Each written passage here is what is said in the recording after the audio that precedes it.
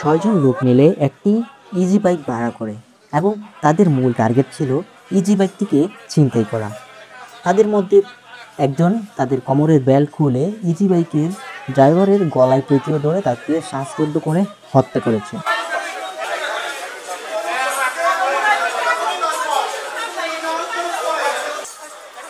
ছয়জন আসামির মধ্যে ৫ জনকে মৃত্যুদণ্ড দেওয়া হয়েছে ও একজনকে ১০ বছরের কারাদণ্ড দেওয়া হয়েছে।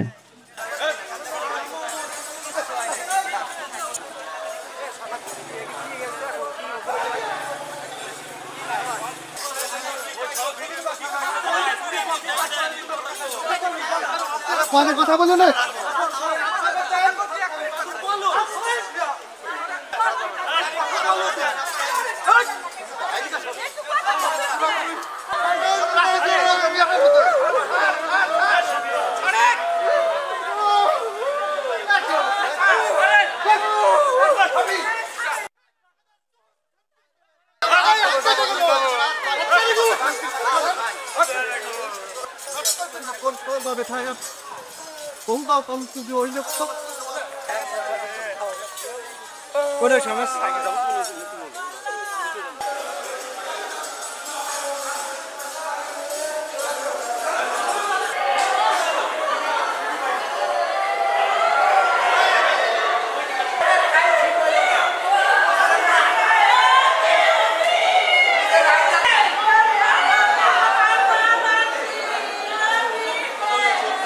আজকে সেশন ৬৮২/২০ এই মামলায় বিজ্ঞ আদালত ৫ জন আসামিকে মৃত্যুদণ্ড প্রদান করেছেন এবং একজন আসামিকে ১০ বছর সশ্রম কারাদণ্ড প্রদান করেছেন।